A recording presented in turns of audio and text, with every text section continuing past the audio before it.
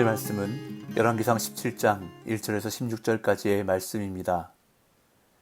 길르앗에 우거하는 자 중에 디셉 사람 엘리야가 아합에게 말하되 내가 섬기는 이스라엘의 하나님 여호와께서 살아계심을 두고 맹세하노니 내 말이 없으면 수년 동안 비도 이슬도 있지 아니하리라 하니라.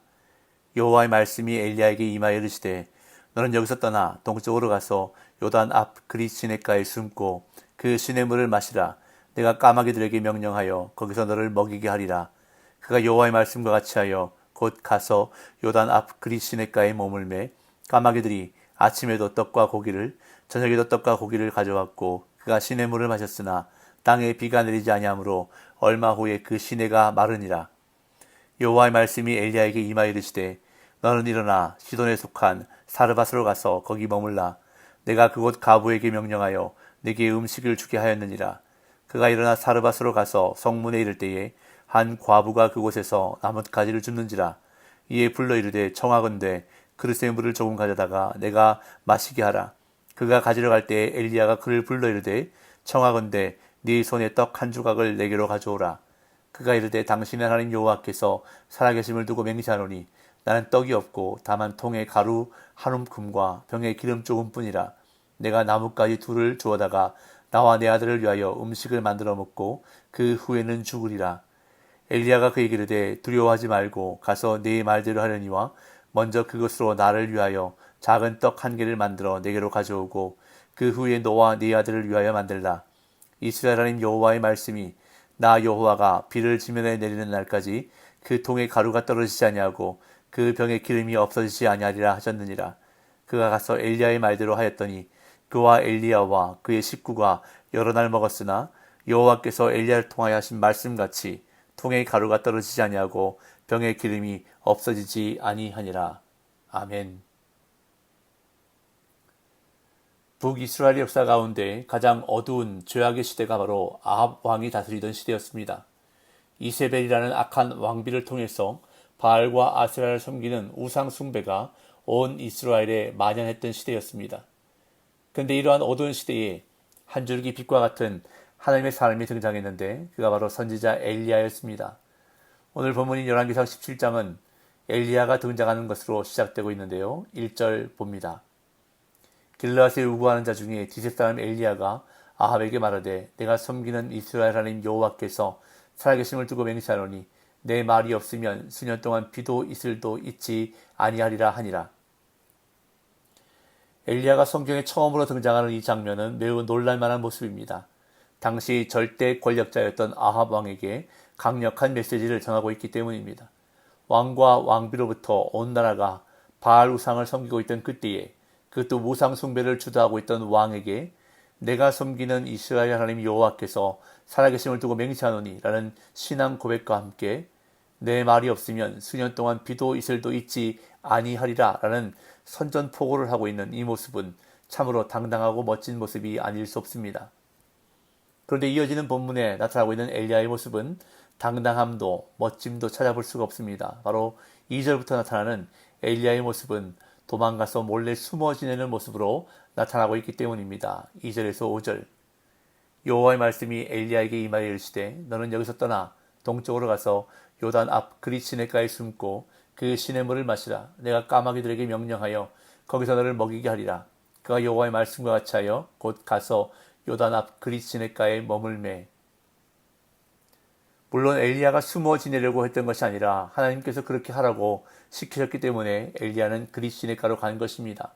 그렇다면 여기서 이러한 의문이 하나 생깁니다. 왜 하나님은 그렇게 시키셨을까요? 왜 그릿 시냇가에 가서 숨어 있으라고 하셨을까요? 우리가 흔히 생각할 수 있는 것은 엘리야를 보호하기 위해서라고 생각할 수 있습니다. 아합 왕과 이세벨 왕비로부터 엘리야를 보호하기 위해서 그릿 시냇가로 피신시켰다고 생각하게 됩니다. 그런데 과연 그것이 목적이었을까요?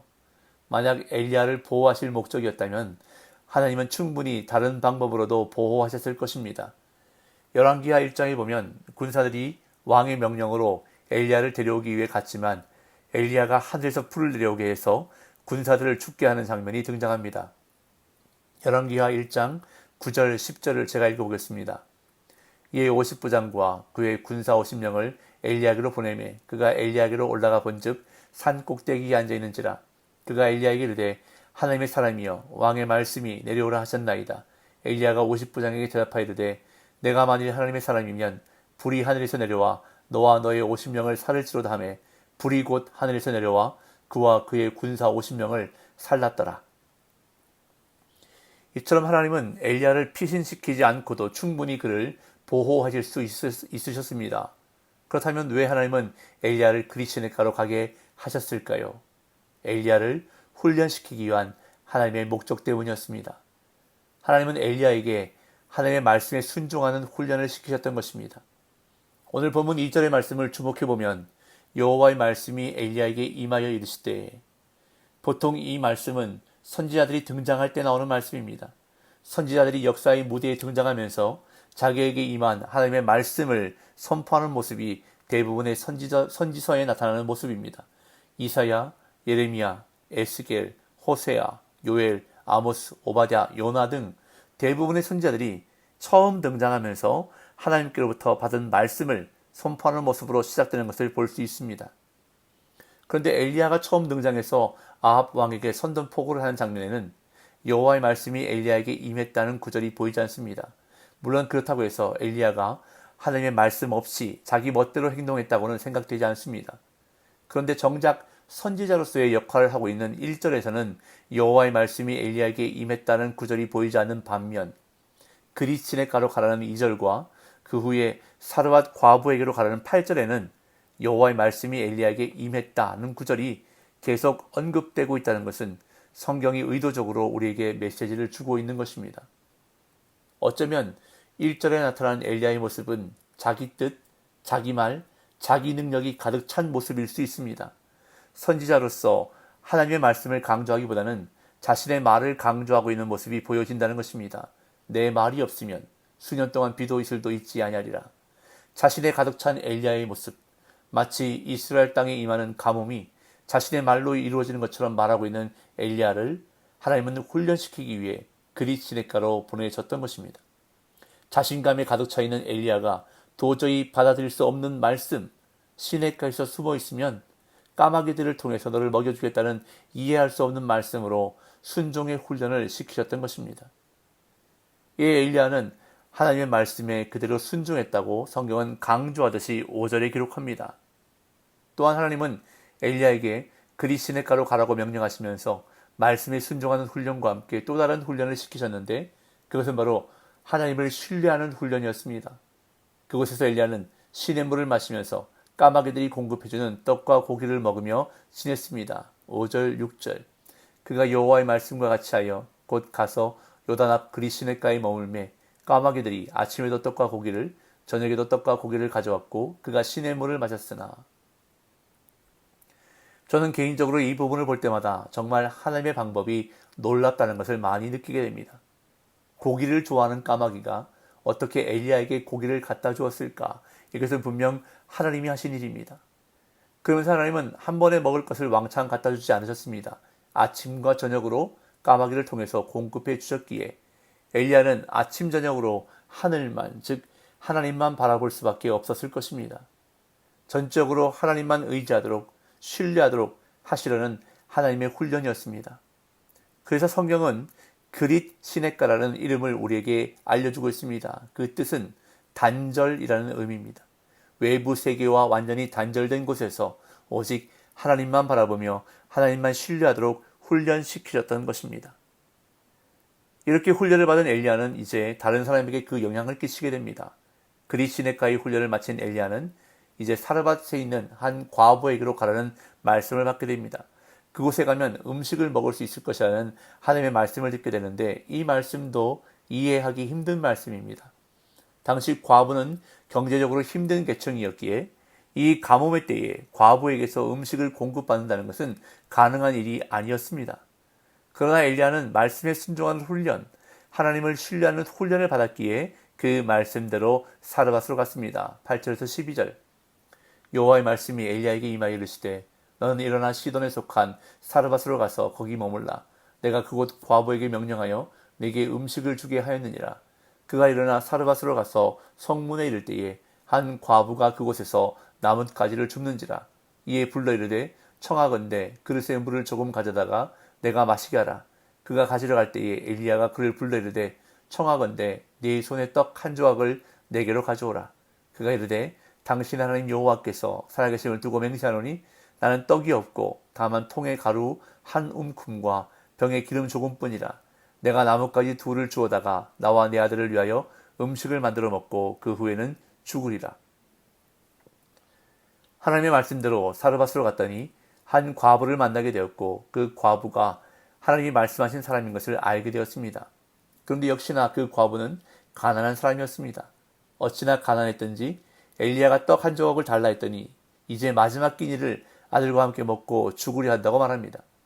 그러자 그 말을 들은 엘리야는 떡을 만들어서 먼저 자기에게로 가져오고 그 후에 너와 네 아들을 위해 만들라고 말합니다.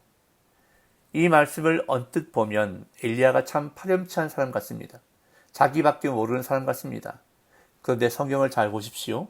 엘리야가 말하고자 하는 초점은 자기부터 먹자는 것이 아니라 하나님의 약속을 믿을 수 있는지를 말하는 것입니다. 13절 14절 엘리야가 그에게 이르되 두려워하지 말고 가서 네 말대로 하려니와 먼저 그것으로 나를 위하여 작은 떡 한 개를 만들어 내게로 가져오고 그 후에 너와 네 아들을 위하여 만들라.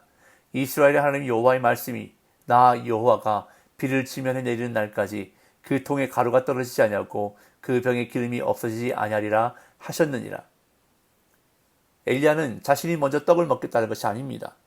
하나님께서 약속해 주셨는데 그 약속을 네가 믿을 수 있겠느냐고 말하는 것입니다. 하나님께서 비를 지면에 내리는 날까지 그 통에 가루가 떨어지지 아니하고 그 병에 기름이 없어지지 아니하리라고 약속하셨는데 그 약속의 말씀을 믿는다면 그 증거를 보여달라고 떡을 만들어서 내게 먼저 가져오는 증거를 보여달라는 것입니다. 그러자 그 과부는 가서 엘리야의 말대로 했습니다. 15절 16절 그가 가서 엘리야의 말대로 하였더니 그와 엘리야와 그의 식구가 여러 날 먹었으나 여호와께서 엘리야를 통하여 하신 말씀같이 통에 가루가 떨어지지 아니하고 병에 기름이 없어지지 아니하니라. 과부가 엘리야의 말을 듣고 그대로 하였더니 놀라운 일이 일어났습니다. 통에 가루와 병에 기름이 없어지지 않는 기적이 일어났던 것입니다. 과부가 하나님의 말씀을 믿고 그 말씀에 순종할 때 놀라운 기적이 일어났던 것입니다. 그런데 이것은 다 엘리야가 끼친 영향력이었습니다. 엘리야가 그리스네카 훈련소에서 말씀에 순종하는 훈련과 하나님을 신뢰하는 훈련을 받고 났더니 그 순종과 믿음의 훈련이 사르밧 훈련소로 옮겨졌고 결국 과부에게 선한 영향력으로 끼쳐졌던 것입니다. 사랑하는 성도 여러분, 하나님은 오늘 저와 여러분들이 하나님의 사람으로 선한 영향력을 끼치며 살기를 바라고 계십니다. 믿지 않는 가족들에게, 하나님을 알지 못하는 사람들에게 선한 영향력을 끼치는 하나님의 사람이 되기를 바라신다는 것입니다. 그러기 위해서는 먼저 내가 훈련받아야 합니다. 내가 먼저 변해야 합니다. 이해가 되지 않는 말씀에도 순종하는 훈련을 통해서 하나님만 바라보며 신뢰하는 훈련을 통해서 귀한 보석 같은 하나님의 사람으로 만들어지는 저와 여러분들이 되시기를 예수님의 이름으로 축복합니다.